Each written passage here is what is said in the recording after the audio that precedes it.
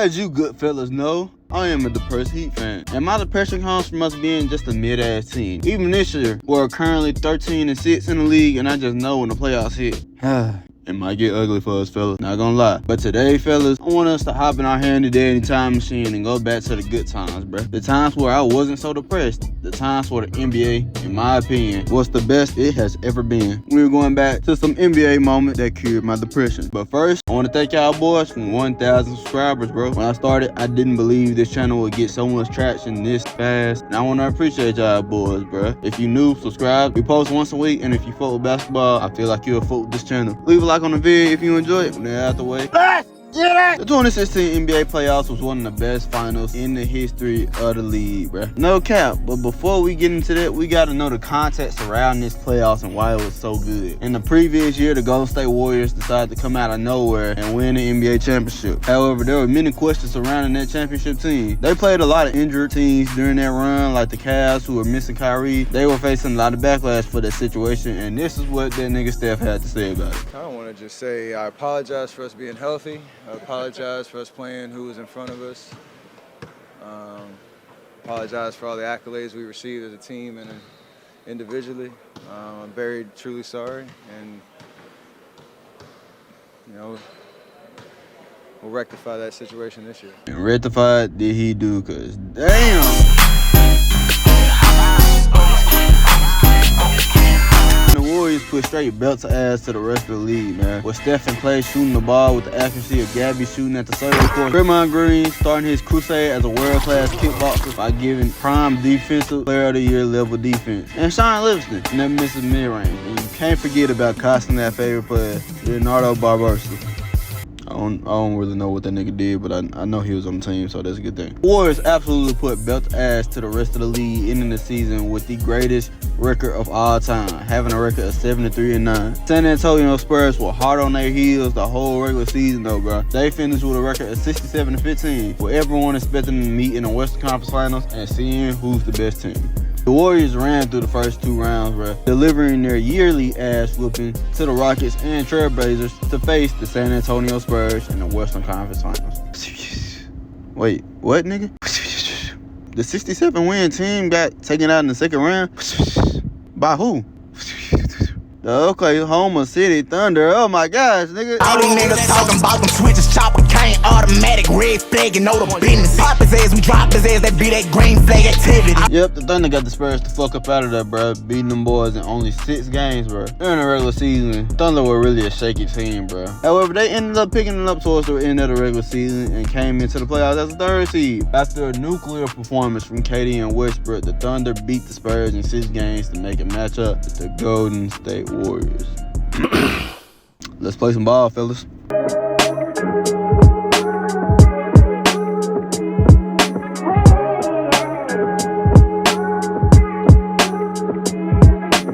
Yeah, OKC was putting that belt to the Warriors in the first 4 games, bro. The Warriors were able to beat them in game 2, but the Thunder absolutely demolished them in game 3 and 4. Is this it? The greatest team of all time, winning 7-3 games to not even make the finals? Will Steph Curry, quote, age horribly? Well, as a wise man once told me before, everybody gangster till you piss Clay off.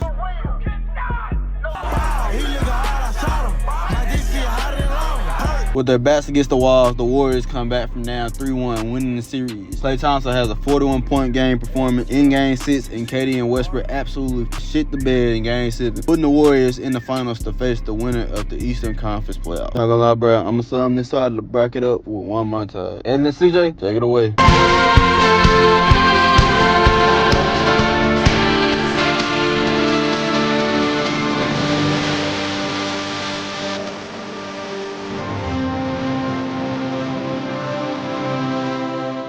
An all-time finals right here, bro. The Cavs come in absolutely dominating the Eastern Conference with the Warriors just getting out of a hard-fought series with the Oklahoma City Thunder. Can the Cavs beat the Warriors and get their revenge for last season? Can the Warriors cap off this perfect season? Will Draymond Green get under 5 technicals? Well, all we can do, play ball, ladies and gentlemen.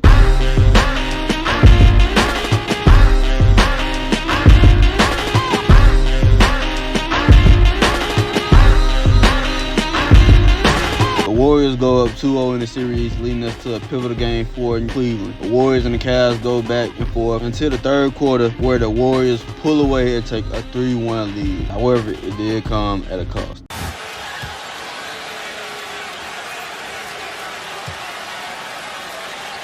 He takes a little swing that misses after he objected to James stepping over him. Yes, the Nutcracker is back at it again with his usual antics. Draymond Green gets another technical by punching Brian in the nuts, which leads to him getting suspended for a game, giving the Cavs new life. They win Game 5 and come back to Cleveland, with Kyrie and Brian both giving 40-point games in Game 6. We get 2 of the best words in all of sport. Game 7!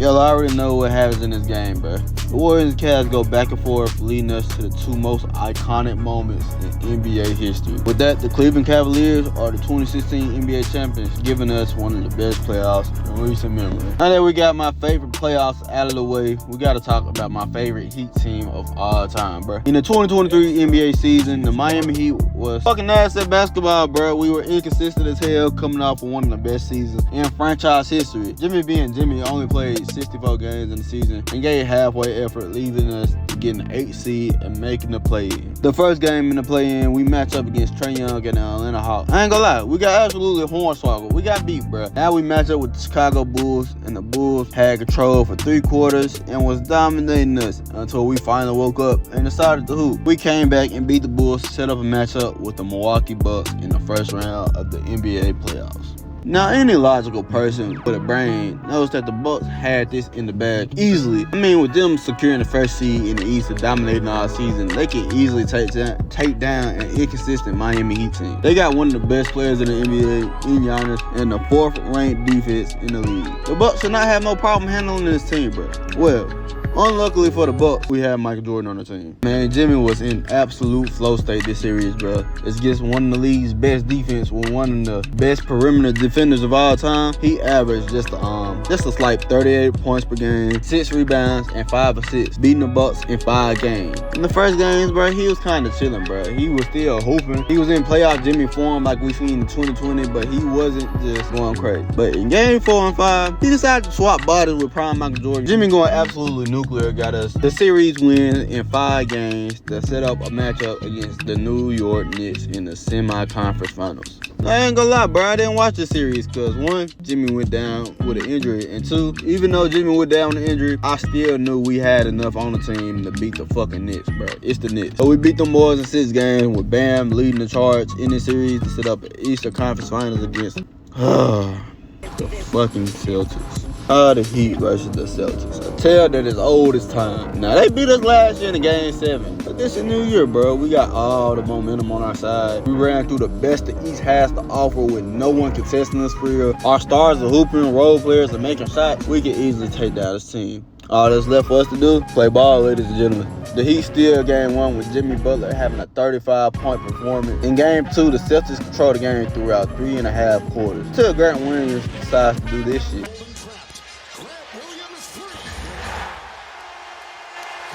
This nigga is out his damn mind. For the next 6 minutes, Jimmy Butler decides to give Grant Williams 4 straight buckets to win the game and take a 2-0 series lead. And in Game 3, the Heat blow the Celtics out, taking a 3-0 series lead on the Celtics. Now, unfortunately, I gotta give Boston credit, bro. They fought all the way back to tie the series up 3-3. But guess what, gang? No team has ever come back down 3-0. And it ain't gonna happen today, my nigga. The Heat win the series 4-3 and go to the finals to take on the Denver Nuggets. I ain't even finna waste y'all time hyping this series up, but we got our ass match win. Like, Jokic averaged a damn near triple-double on our ass. We got beat 4-1. We got demolished in it, but that was definitely a memorable Eastern Conference run, if I do say so myself. And it was the 1 year, besides 2016, of course, where my depression was cured. Y'all like this video, man? Like this video, man. I want to thank y'all boys for 1K, man. I love y'all boys, man. Subscribe to the channel if you're new. And with that being said, I'm out, fellas. Peace.